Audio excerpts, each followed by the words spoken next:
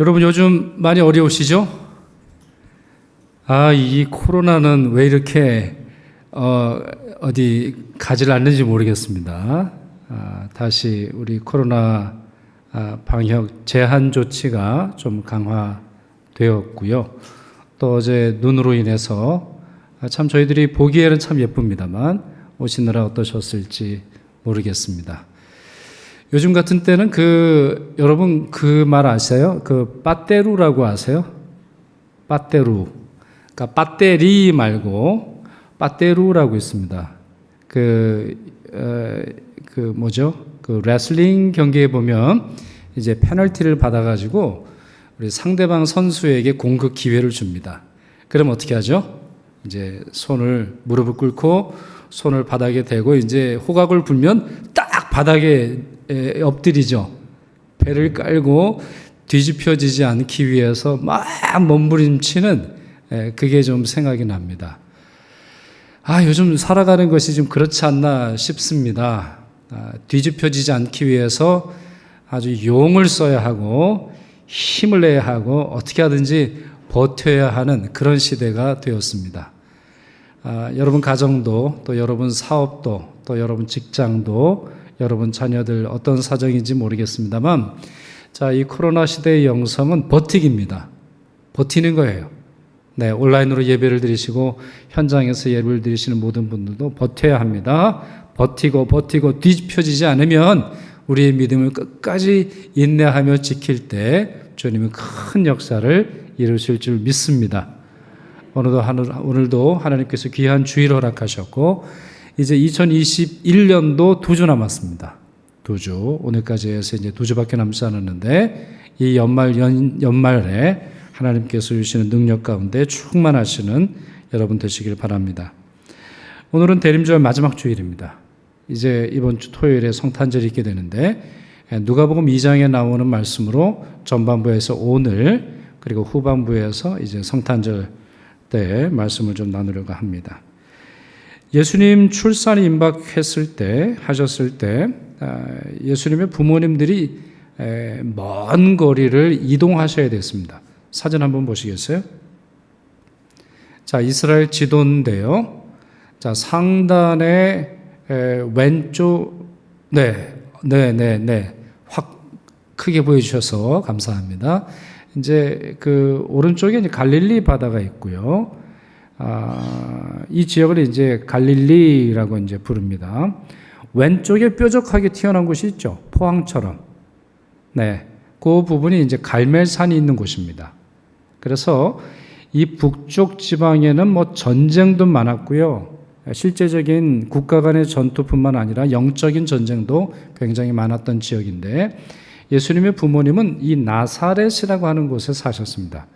그리고 이제 남쪽으로 쭉 내려오시면 약 144km 떨어진 곳에 예루살렘 바로 밑에 베들레헴이라고 있죠.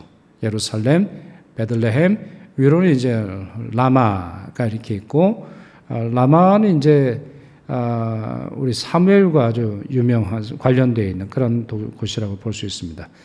베들레헴, 예루살렘 오른쪽에는 또 역시 퍼런색이 있네요. 이게 혹시 뭔지 아시는 분 계세요? 사해. 왜 사해입니까? 아주 해수면보다 수백 미터 밑에 있는데요. 이것은 이제 빠져나가는 곳이 없는, 물이 들어오고 빠져나가는 곳이 없어서 염도가 굉장히 높은 그런 바다라고 볼 수 있습니다. 지금 지도상으로는 명확하게 드러나 있지 않습니다만 지금 빨간 줄 이렇게 있잖아요. 그러니까 예수님의 이동 경로인데 다시 이제 나사렛으로 올라가는 것은 헤롯의 박해를 피해서 애굽으로 피신하셨다가 다시 나사렛으로 가시는 그 경로가 되겠습니다.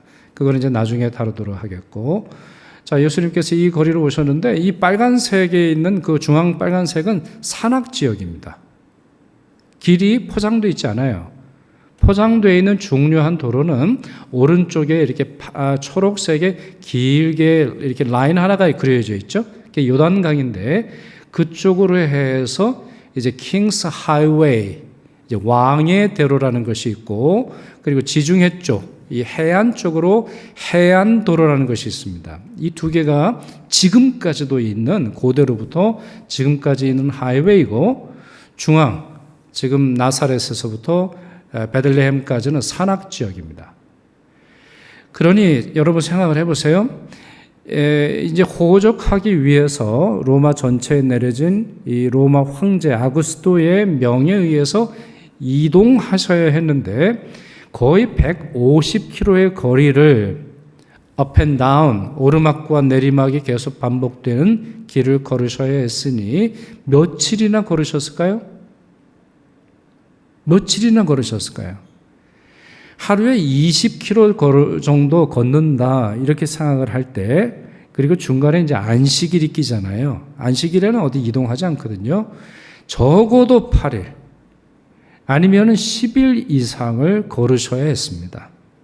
굉장히 힘든 거리였을 거고, 예수님의 어머니인 마리아는 이미 산딸이 가득 찼기 때문에 매우 조심조심 그리고 힘겨운 여정을 거치셔야 했습니다. 베들레헴에 도착하셨습니다. 천천히 걸었기 때문일까요? 아니면은 미리 연락을 하지 않았기 때문일까요? 아니면 그들의 행색에 남루했기 때문에 환영받지 못했을까요? 여관에 방이 없었습니다. 친척도 없었습니다. 어느 곳에서도 누울 만한 곳이 없었습니다. 7절 말씀입니다. 첫 아들을 낳아 강보에 싸서 구유에 누였으니 이는 여관에 있을 곳이 없음이로라 했습니다. 여관에 누울 방이라고 되어 있지 않고 있을 곳조차 없었습니다. 그들에게는 아마 의자 하나, 아니면 서는 것은 그렇겠습니다만 앉아서 쉴 만한 곳조차 제공되지 않았습니다. 어떤 작가의 글을 보니 예수님은 마치 난파당한 배처럼 가축들 틈에 누우셨다, 이런 표현을 쓰고 있는데 맞는 말입니다. 무려 150km를 걸어와 아이를 낳았지만 이 가족들에게 자신의 방을, 자신의 자리를, 자신의 침대를, 아니면 자신의 의자를 내줄 만한 사람이 없었습니다. 게다가 예수님은 탄생하시자마자 어린아이 유모차도 아니고, 아니면 아기 침대도 아니고, 온돌방도 아니고 구유에 누이셨습니다. 구유라고 하는 것은 무엇이죠? 바로 이런 모양의 도구라고 볼 수 있는데, 구유라고 하는 것은 가축 먹이를 담는 통이죠. 주로 가축들의 축사에 혹은 동굴이나 처마에 두었습니다. 겨울철에는요, 지금도 여러분이 스위스 가보시면 그런 구조가 있는데, 우리 아주 오래된 곳에, 그리고 가축들이 귀한 곳에서는 집 안으로 가축들을 들어오게 합니다. 그래서 그 가운데서 먹기도 하고, 난로도 떼기도 하고, 음식도 주고 하는 어떤 그런 것을 이제 볼 수가 있는데, 여하튼 정확하게는 모르겠어요. 예수님이 머무셨던 곳의 지배 구조는 모르겠습니다만, 하나 확실한 것은 가축들 틈에, 그것도 가축들의 음식을 담아두는 통인 구유에 누우셔야만 했습니다. 여러분, 이러면 안 되는 거 아닙니까? 세상에 어떤 아이도 이렇게 취급당하는 것은 아니잖아요. 재난을 당하고 난민들이 쏟아지는 순간 속에서도 보면 그래도 마지막 인류애의 양심이 있는 경우에는 아이를 던지면서 이 아이만이라도 살려달라 소리치는 것이 인지상정인데, 이때는 그러지를 않았습니다. 뿐만 아니라 예수님처럼 고귀한 분을 구유에 누인다고요? 천부당, 만부당한 일이죠. 예수님이 어떤 분이십니까? 성경 전체의 내용을 다 말씀드릴 수는 없지만 이사야의 말씀을 한번 보시겠어요? 이는 한 아기가 우리에게 낳고 한 아들을 우리에게 주신 바 되었는데 그의 어깨에는 정사를 메었고 그의 이름은 기묘자라 모사라 전능하신 하나님이라 영존하시는 아버지라 평강의 왕이라 할 것임이라. 그 정사와 평강의 더함이 무궁하며 또 다윗의 왕좌와 그의 나라에 군림하여 그 나라를 굳게 세우고 지금 이후로 영원히 정의와 공의로 그것을 보존하실 것이라 이렇게 예언하고 있습니다. 그렇습니다. 예수님은 성부 하나님과 동일한 존재, 동일한 신성, 동일한 권세와 능력을 가지고 계신 분이십니다. 온 세상에 평화를 가져다 주실 유일한 임금이시며 그분이 정사와 권세와 왕좌와 군림하는 능력을 가지고 계십니다. 그러니 그런 분이 탄생하셨을 때 금박을 입히고 은박을 입히고 화려하게 장식한 이불로 감싸며 마호가니 고급 나무 재질로 만든 또 보석으로 장식한 침대에 눕혀도 모자랄 판에 가축들의 밥통인 구유에 누우셨습니다. 구유에 눕힌다는 것, 다시 말씀드려서 구유와 임금, 세상의 통치자와 축사, 어울려 보이질 않습니다. 그러나 성경의 오늘 본문이 우리에게 가르쳐주는 바는 구유는 어쩌다 마지못해서 우연히 찾아낸 도구가 아니었습니다. 하나님의 섭리, 하나님의 계획, 하나님이 말씀하신 표적이었습니다. 천사들이 들어있던 목자들에게 메시아의 탄생 소식을 알려주지요. 이렇게 말입니다. 오늘 다윗의 동네에 너희를 위하여 구주가 나셨으니 곧 그리스도 주시니라. 잠시 용어를 좀 정리하고 갈까요? 구주라고 하는 말은 구세주라는 말입니다. 그리스도라고 하는 말은 메시아, 기름 부음 받은 자라고 하는 말입니다. 주라고 하는 말은 통치자, 임금, 주인이라고 하는 말입니다. 벌써 천사가 말하는 이 첫 문장 속에서 그분의 지위, 그분의 왕좌, 그분의 권세, 그분의 존재, 그분이 영광 받으셔야 할 대상임을 설명하고 있습니다. 근데 너무나 놀라운 사실은 그 다음 구절입니다. 들어보십시오. 너희가 가서 강보에 쌓여 구유에 뉘어있는 아기를 보리니 이것이 너희에게 표적이니라. 이것이 너희에게 증거니라. 이것이 너희로 하여금 그 아기를 식별할 수 있는 근거이니라. 이렇게 설명하고 있습니다. 표적이라고 하는 단어가 나오네요. 표적, 영어로 말하면 사인입니다. 사인이에요. 어떤 방향을 가리키고 이 집이 어떤 집인지를 말하는 간판과 같은 그런 역할을 하는 것인데, 표적과 기적은 비슷하면서도 다릅니다. 많은 분들이 좀 혼동하시는데, 표적은 기적을 동반하는 경우도 있습니다만 동반하지 않는 경우도 상당히 많이 있습니다. 그럼 표적은 무엇이냐? 표적은 지시하는 겁니다. 여러분 보세요. 저를 보시면 제가 지금 이렇게 손가락을 폈는데 여러분이 어디를 보셔야 되죠? 손가락을 보셔야 됩니까? 아니면 손가락이 지시하는, 손가락이 가리키는 곳을 보셔야 됩니까? 그렇죠. 트리를 보셔야죠. 왜요? 이건 표적이니까. 이건 사인이에요.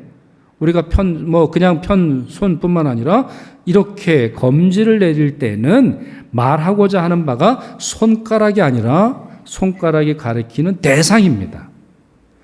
그래서 성경에서는 기적, 이적, 그리고 표적이라고 하는 단어를 바꾸어 쓰므로 말미암아 그 일이 왜 일어났는지를 설명해 주고 있습니다. 예를 들어 볼까요?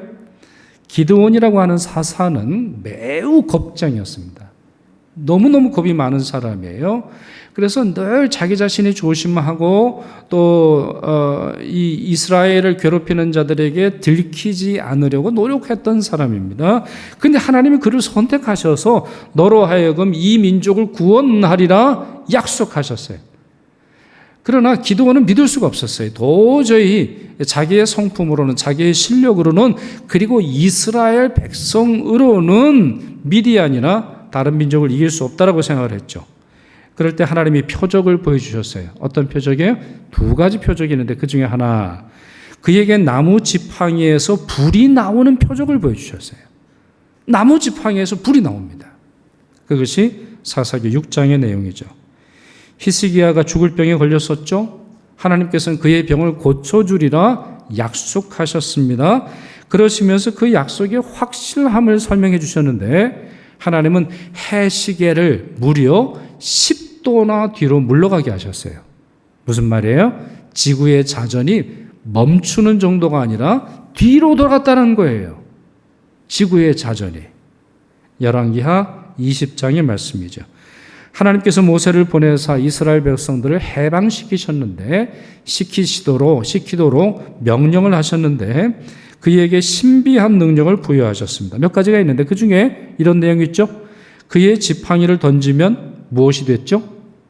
뱀이 됐어요. 또 뱀의 꼬리를 잡으면 무엇이 됩니까? 다시 지팡이가 됩니다. 변화도 회복도 하나님이 하실 일이라는 거예요.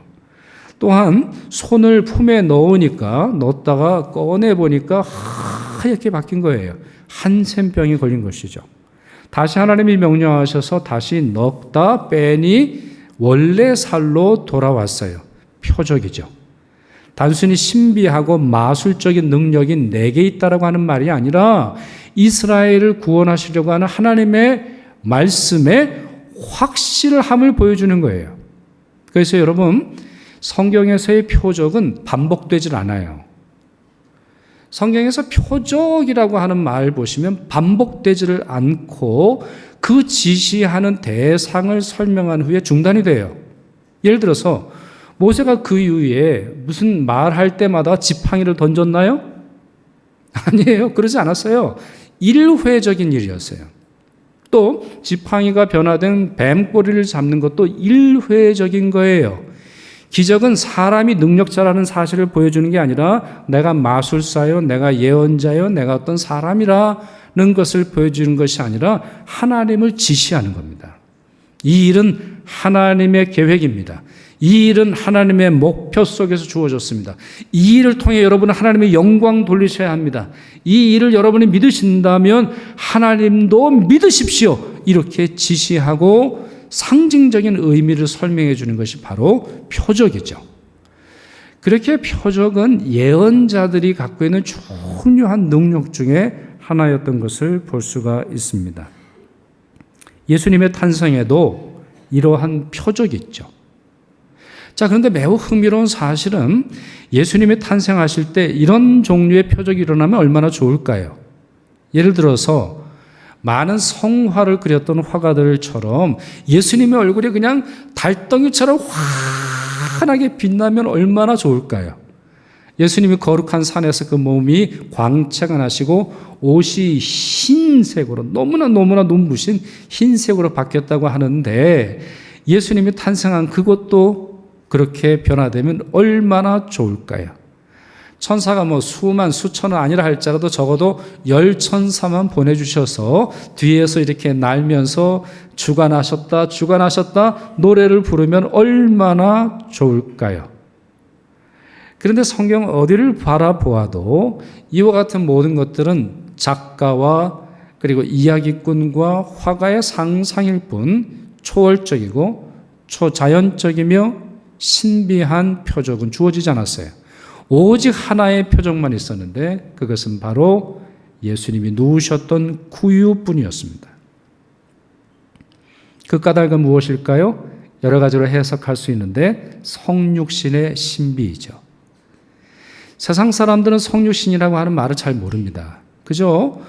신이 인간이 되었다라고 하는 그 사실을 알지만 신이 모든 천지를 창조하시고 다스리시는 임금이신 그분이 그분의 모든 영광을 감추셔서 우리와 너무나 평범한, 우리와 너무나 닮아있는 이 세상의 가장 작은 자의 모습으로 오신 그 이유를 알지 못합니다. 그렇다면 왜 구유는 예수님을 위한 표적이 되었을까요? 그리고 구유에 누우셨던 예수님은 왜 그리스도의 표적이 될 수 있을까요? 세 가지 말씀 드리려고 합니다. 첫째, 구유는 우리 자신을 상징해 보여줍니다. 구유는 우리의 실상, 우리가 살아가고 있는 이 세계의 비참함을 보여주는 매우 중요한 물건입니다. 여러분 한번 생각을 해보십시오.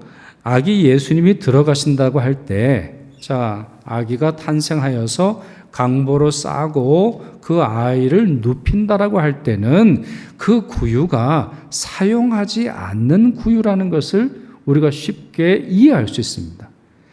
축축하진 않았겠죠. 그렇죠, 여러분? 아무리 없다 할지라도 그냥 시멘트 바닥에, 냉랭한 바닥에 아이를 눕힌다거나 아니면 축축하고 냄새나고 그냥 사료가 뒤섞여 있는 그런 곳에 눕히지는 않았으리라고 생각을 해요. 또 건초, 지푸라기를 놓았을까요? 적어도 그것을 빼거나 그래도 정리한 것일 수 있겠습니다. 그런데 여러분, 이 당시의 시기를 생각을 해보세요. 당시에는 호적 신고를 하느라 유다 지파에 속한 모든 사람들이 베들레헴에 와야 됐어요. 그 사람이 너무나 많기 때문에 예수님의 부모님도 방 하나 쉴 만한 곳을 찾지 못하셨죠. 그러니 사람만 바빴을까요? 사람만 문제였겠어요? 아니에요. 그들이 말을 타고 왔겠죠? 그들이 양을 끌고 왔을 수 있겠죠? 그들도 자기의 가축을 가지고 있었을 것이고 그 많은 손님들을 먹여야 한다면 지금 동물들도 난리가 난 거예요. 여러분이 만약에 사업을 하신다고 할 때 이러한 호조 신고 때문에 베들레헴이 왁자지껄하게 될 것이다 라고 생각을 한다면 어떻게 하겠어요? 당연히 재고를 더 채우겠죠. 손님들이 많이 오기에 더 많은 음식을, 더 많은 테이블을, 더 많은 것들을 준비하지 않겠어요? 그러니 지금 이것은 매우 분주한 곳입니다. 가축도 축사도 분주한 거예요. 그런데 그런 장소에서 비어있는 구유가 있을 수 있을까요? 그렇다면 어떤 구유겠어요? 구유 중에서도 폐기 처분된 구유이죠. 구유 중에서도 사용하지 않는 구유예요.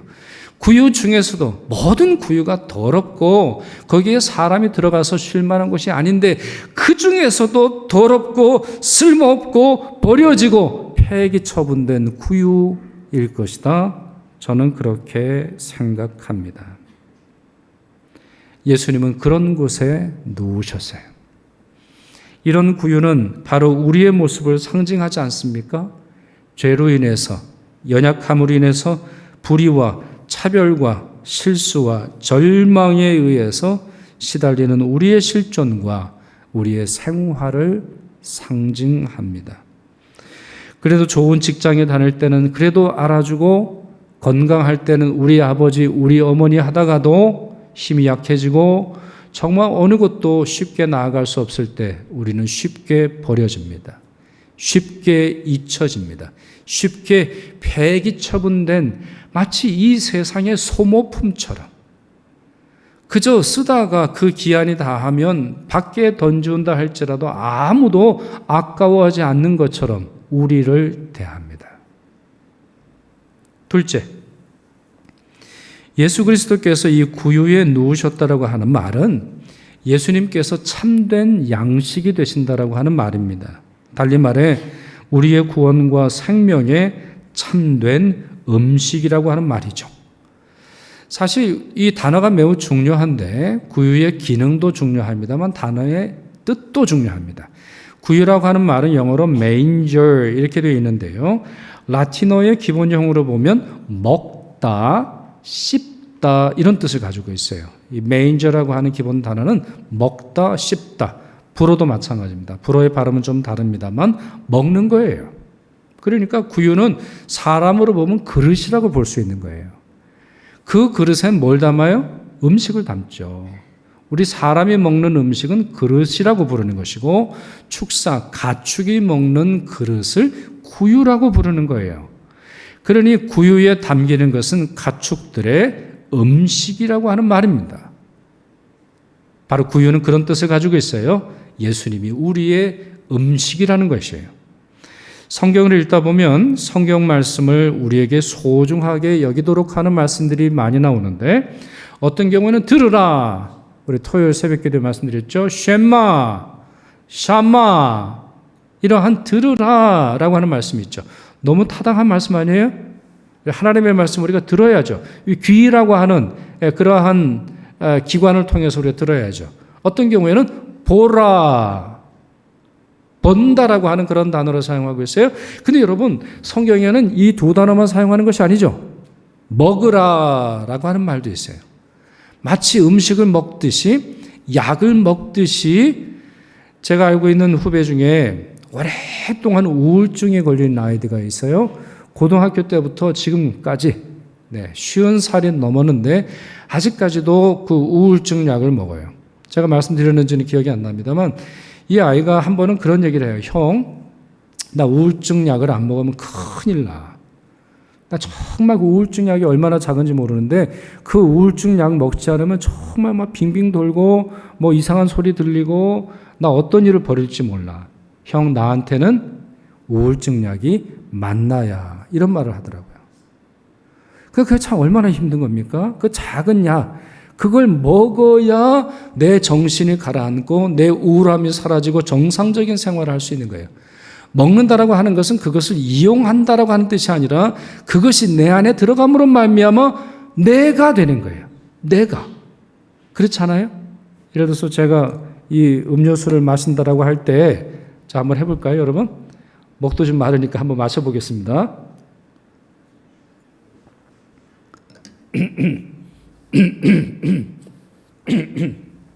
네, 원래 뜨거운 물을 마시면 이제 더 확실하게 알죠. 지금 아마 위에 들어간 것 같아요.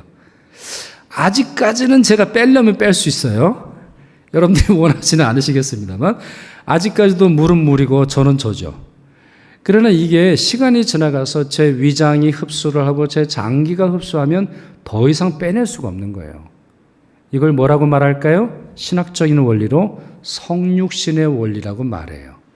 하나님은 하나님이고 나는 나이고 말씀은 말씀이고 나는 나인데 그 말씀을 먹음으로 말미암아 그 말씀이 내 것이 됩니다.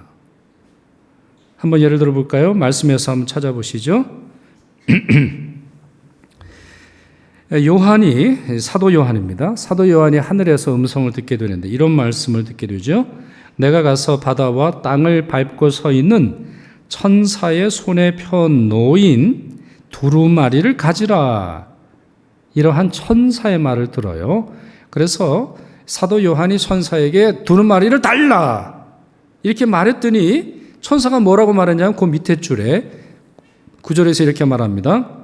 갖다 먹어버리라. 무슨 말이에요? 다 먹으라 이 말이에요. 네, 먹고 버리라는 말이 아니라 다 먹으라. 다 먹으라. 그 요한계시록 말씀 다 먹으라는 거예요. 이해하기 힘들어도 받아들이기는 힘들어도 너무나 말씀이 있어도 그 재난과 고통과 시련과 마지막 날에 말세의 때에 벌어질 수많은 일들이 우리가 먹기에는 너무나 쓰죠. 너무나 까칠거리죠. 너무나 단단하죠. 씹는 것 자체가 고통스럽죠. 그러나 어떻게 된다는 거예요? 내 배에서는 쓰나 내 입에서는 꿀같이 달리라. 믿음으로 그것을 받아들임으로 말미암아 먹는 자에게는 꿀처럼 달게 되리라. 천사가 이렇게 설명을 합니다. 왜요? 말씀은 먹어야 돼요. 또한 예수님이 벳세다 광야에서 기적을 보이신 이후에 다음과 같이 3번에 걸쳐서 말씀하십니다. 벳세다 광야에서의 표적은 무엇입니까? 오병이어의 기적이에요. 우리가 흔히 오병이어의 기적이라고 부릅니다만 요한복음 6장을 보시면 표적을 본 까닭이 아니요 먹고 배부르기 때문이다 이렇게 말하면서 대부분은 이 사실이 그 기적이 표적이라고 하는 사실을 모르고 그저 자기 배만 부르다라고 하는 사실에 만족했음을 예수님이 지적을 하고 계세요. 예수님이 3번 말씀하세요. 나는 생명의 떡이니 내가 그 생명의 떡이니라. 나는 하늘에서 내려온 살아있는 떡이니 사람이 이 떡을 먹으면 영생하리라. 이 떡 무슨 떡이에요? 예수님이라는 떡이에요.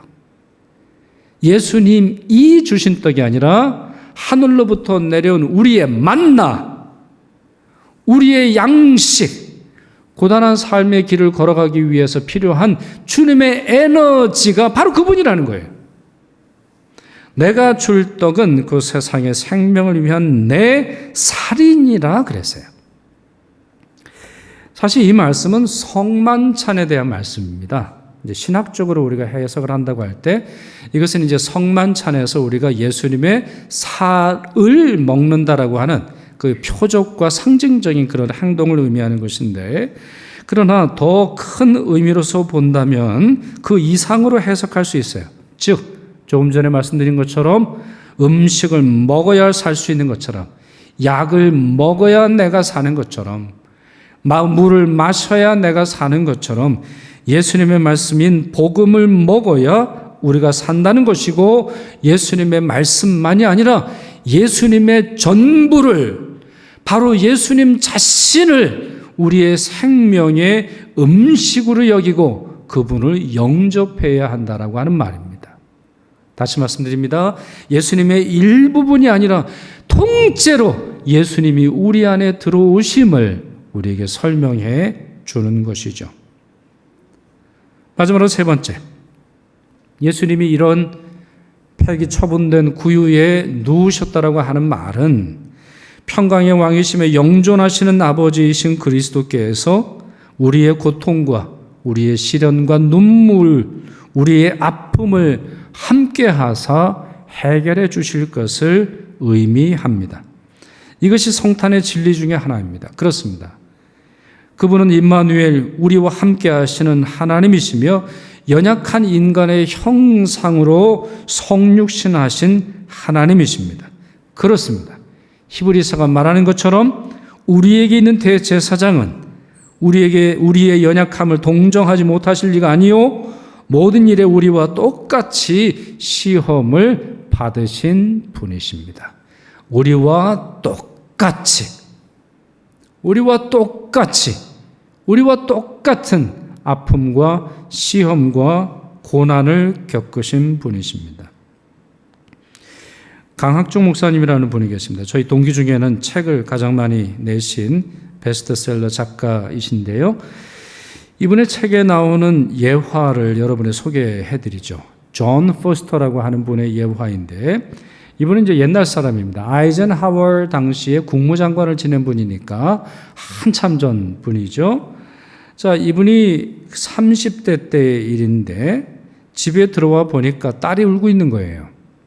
그러니까 이분이 이제 백인인데, 그러니까 딸도 백인이겠죠? 블론드, 머리가 금발인지는 제가 모르겠습니다만, 이제 백인이에요. 미국인이에요. 근데 집에 들어와서 딸이 울고 있는데 이유를 물어보니까 일본이 광동을 침공했다라고 하는 기사 때문이라는 거예요. 일본이 중국의 광동이라고 하는 도시를 침공을 했는데 그게 너무 마음이 아프다라는 거예요. 여러분 좀 낯설지 않으세요? 왜 미국애가 일본이 중국을 침공했다라고 하는 사실에 눈물을 흘립니까? 남 이야기 아니에요? 먼 나라 이야기 아니에요? 일본이라고 하는 나라도 생소할 거고 중국이라고 하는 나라도 생소할 텐데 지금 광동에 침공을 받았다고 하는 사실에 마음 아파하는 것입니다. 왜일까요? 남들과는 다르기 때문이에요. 존 포스터가 광동에서 살았어요. 그러니까 존 포스터의 딸은 광동이라고 하는 도시에 친구가 있고 어린 시절의 추억이 있고 어린 시절에 정말 좋아했던 장소들이 마음에 고스란히 있어요. 그곳에 머물러 보지 않는다면, 그곳에 살아보지 않는다면 그곳의 사람들의 아픔을 모르겠죠. 그러나 그곳에 살아보았기에, 그곳의 사람들과 같은 경험을 나누었기에, 같은 추억을 만들었기에, 같은 경험과 같은 느낌을 공유하기에 그 땅의 아픔이 자기의 아픔이 되는 것이고 그 땅의 문제를 해결하기 위해서 자기의 힘을 쏟아내는 것입니다. 하나님이 어디에 계신가는 우리의 소망의 중요한 근거가 됩니다. 하나님이 뒷짐을 지고 계시고 먼 천국에만 계신다고 할 때 우리는 그 하나님을 사랑하기 매우 어려울 것입니다. 그러나 그 하나님이 우리와 동일한 형상을 입으시고 우리와 같은 고난과 같은 시련과 같은 시험과 같은 배고픔과 같은 냉대와 같은 추위를 겪으셨다면 그분이야말로 우리를 가장 잘 이해하고 우리의 문제를 스스로 책임지실 하나님으로 일하시게 되는 것이죠. 구유에 누우셨던 아기 예수님도 그 마음을 가지지 않으셨겠습니까? 그분은 이 땅에 태어나시자마자 가장 낮은 인생, 가장 더러운 자리, 가장 보잘것없는 밑바닥에 누우셨습니다. 그렇기에 그분을 찾는 약자와 병자와 가난한 자들과 죄인들의 사정을 잘 아셨던 것이죠. 예수님이 한번 이런 말씀도 하셨잖아요. 여우도 굴이 있는데 인자는 머리 둘 곳조차 없다. 예수님께서 돌아가셨을 때 그 십자가에서 끌어내렸을 때 무덤 하나 준비하지 못한 상태이기에 남의 무덤에 들어가셔야 하셨습니다. 예수님은 태어날 때부터 돌아가실 때까지 그 몸 한 평 놓을 자리 없이 사셨습니다. 그 몸 하나 편하게 누일 곳 없이 사셨습니다. 그분은 배 머리에서 그저 베개를 쥐고 베개를 누이고 쉬셨던 것이 전부였습니다. 자신의 모든 것들을 주시며 가장 낮은 곳에 있는 사람들, 가장 고달픈 사람들, 가장 없는 사람들을 위해서 태어날 때로부터 마지막 목숨이 다할 때까지 사셨습니다. 기독교 변증가이자 작가인 체스터턴이 이런 말을 했습니다. 이교도들에게는 크리스마스가 시시한 소문에 불과하지만 그리스도인들에게는 엄청난 비밀이다. 구유, 누군가에게 있어서는 그거 아무것도 아닌 것처럼 초라한 물건에 지나지 않겠지만 바로 거기에 우리 소망이 있습니다.